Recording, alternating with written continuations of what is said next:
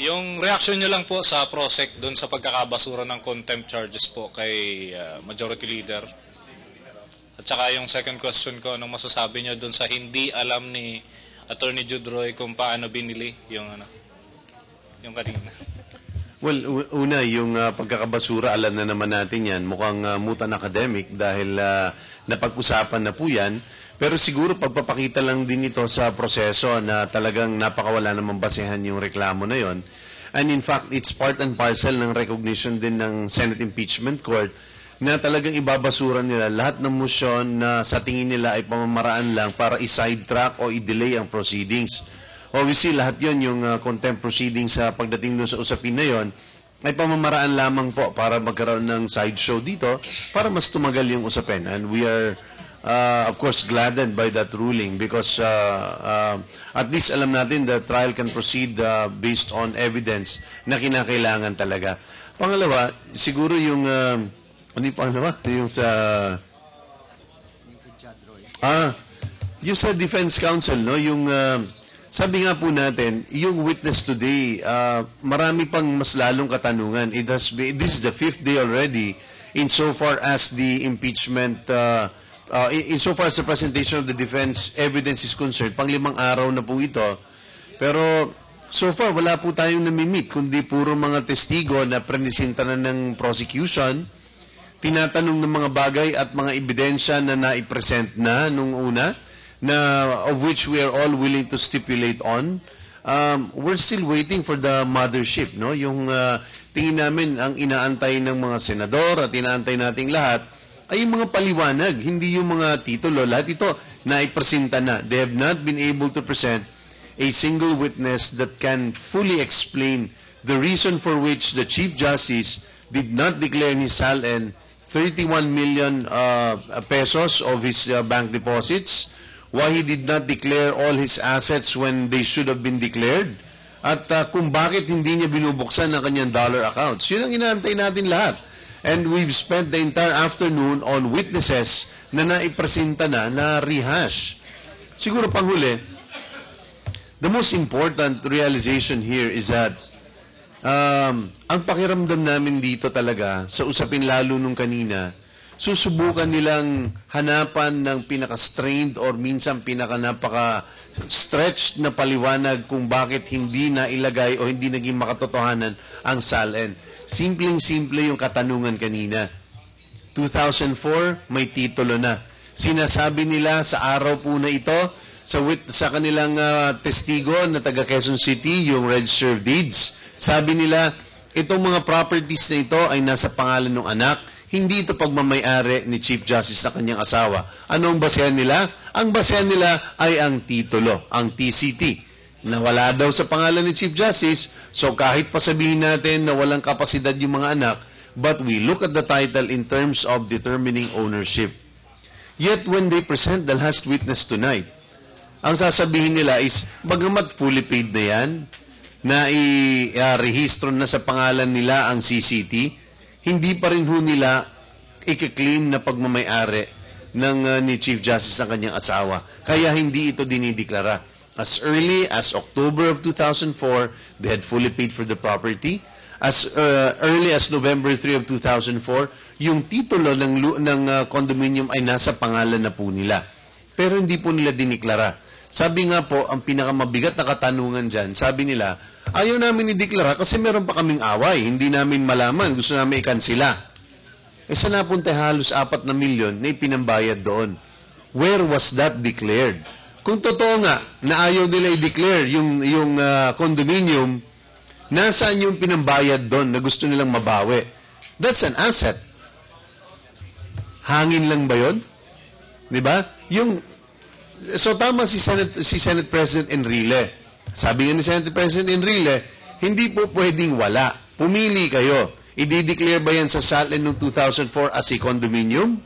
Or pipiliin nyo ba ito bilang as a cash advance or an investment in a real estate or as a receivable whereby naglabas sila ng halos 4 na milyon? Bakit hindi rin nakadeklara yun?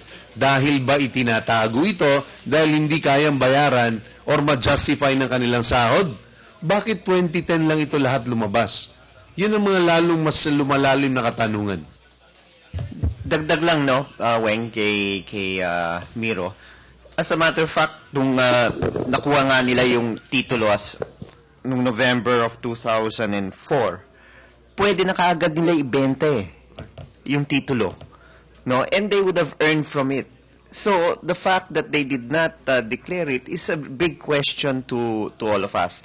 And the second point lang, para maging maiksi, hindi ibig sabihin na na-correct sa 2010, wala na po siyang sala. Ang pinag-uusapan po natin dito siyam na SALN 202. Guilty ba siya sa 202? Guilty ba siya sa 203, 204, 205, 206, 207, 208, 209, 210? Has there been a truthful and accurate declaration of his different statements of assets and liabilities and net worth?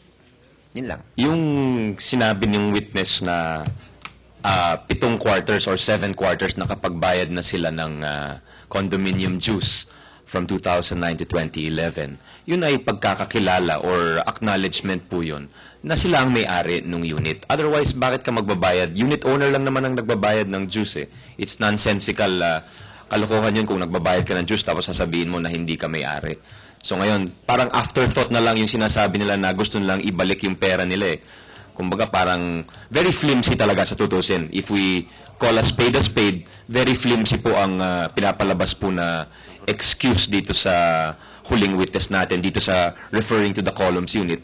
At parang kino-cover up na lang po yung hindi pagdeklara dito in past years. Naghahanap po sila ng dahilan at yun na lang po. Afterthought na lang ho ulit yung, kumbaga, working their way back. Parang tinatanong ng depensa sa sarili nila, paano natin maipapaliwanag dahil hindi natin idineklara itong taon dati? Sabihin na lang natin na gusto natin, naghumihingi tayo ng refund dahil may reklamo tayo. Parang ganun ang dating ho sa amin.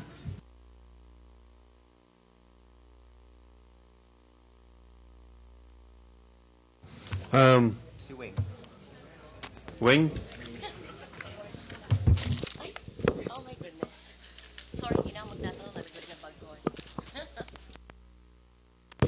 Katulad ng sinabi ni Senator Lacson kanina, although may the past series ng SALNs hindi declared, pero he was able to correct it ng 2010. Nasagot na yung kanina ni Deputy Speaker Tanyada. But the point is, ang sabi naman ni Senator Miriam Defensor Santiago, you have to prove the intent.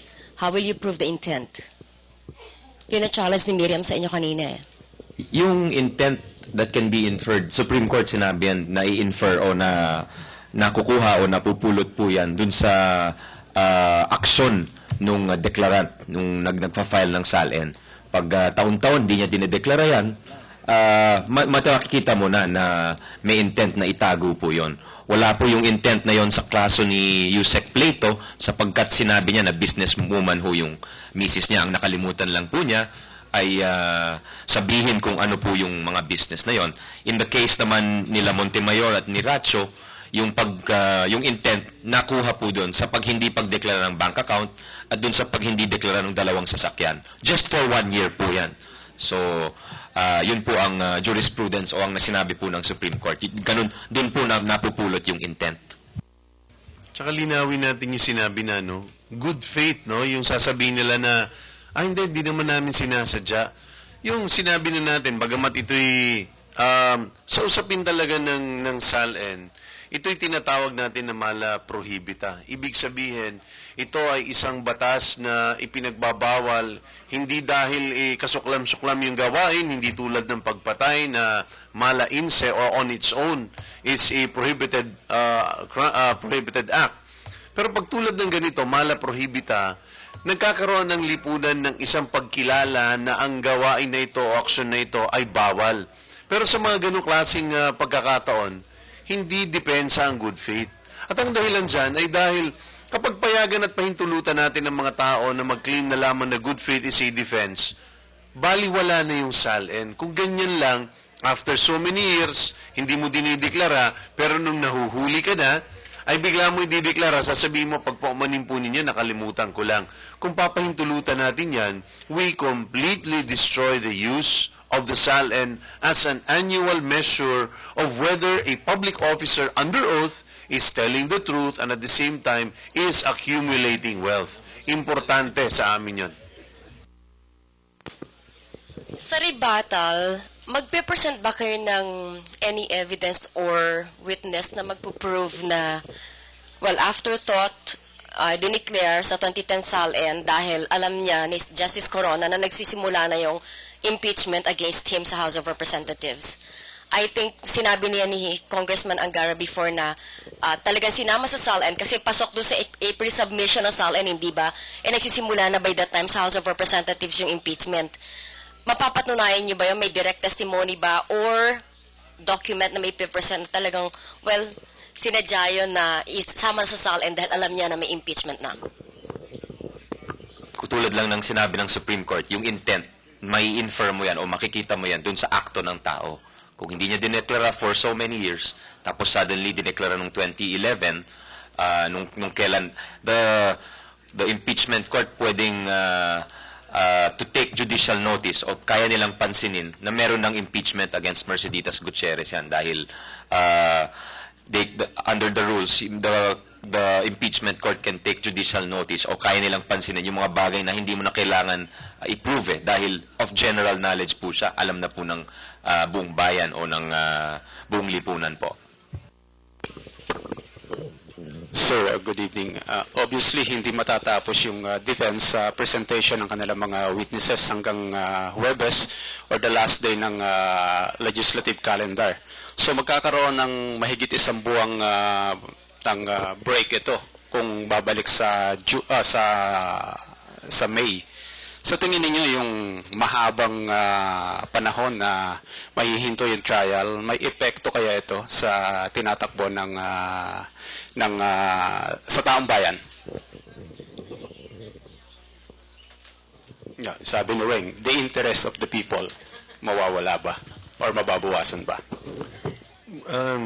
Well, definitely, no. Habang nagtatagal ito, alam naman nating lahat na talagang nagwi-wane yung interest ng publiko. At sa tingin natin, importante na kabahagi ang publiko dito dahil ang usapin dito involves betrayal of the public trust. And obviously, kahit sa anong bagay, kapag mas kakaunti na ang nanonood, noong una, kapag object sila ng object dahil sa public criticism, bigla nilang siniscale down or mas kinokontian nila yung kanilang objection.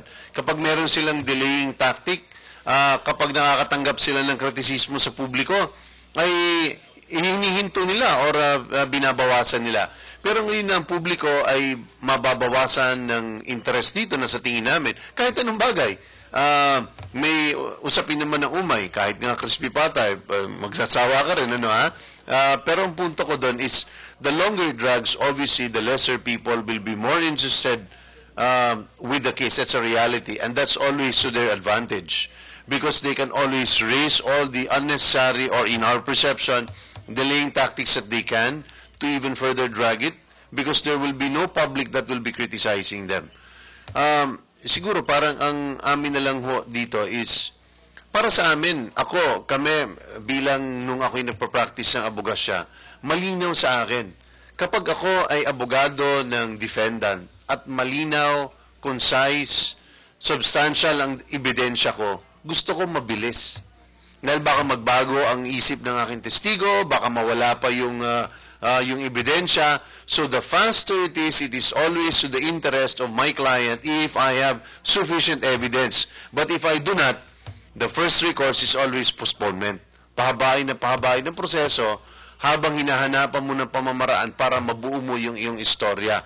Now, if you use that, that's very common experience for all lawyers. Mukhang ganun na nangyayari po dito. Naghahanap pa po sila ng istorya kung paano ipapaliwanag. Tingnan po naman ninyo buong araw. Isang oras kalahati po natin pinag-uusapan. Malinaw na po. Nasa kanila na po yung titulo ng columns. Nagbabayad na po sila. She was paying as a what? As a unit owner. She did not complain. She paid it. Did she file a case? She did not. So we are dragging on looking at the minutest of issues when in fact they owned it 2004. They should have declared it, but they did not. Kung ayaw nila i-declare dahil may reklamo sila, i-declare mo yung pera na inimpok o diniposito mo sa Ayala. Ganon yun, di ba? Hindi naman po pwedeng parang bula yun. Ayaw mo i-declare yung property dahil galit ka, pero yung pera yung pinambayad mo, saan napunta yun? It has to be somewhere. Where is that in the entire SALN? So, sana, yun na lang ho ipaliwanag na natin para mas mapabilis yung proseso. Kung basketball nga, kung maihahantulad natin sa basketball, ang ginagawa ng depensa dribble, dinidribble po yung kaso. Ang hinihintay po natin yung last 2 minutes, pero mukhang gustong i-dribble muna. O, kasi kung tutusin mo, lahat po nung itinestigo ng kanilang mga witness o saksi ay kayang sagutin ng mag-asawang Corona, kung tutusin natin. Falsification. Sa tingin niyo kanino dinedirect ng Senator Judge yun? Kay attorney, sa defense, or doon sa mga ebidensya, or kay CJ?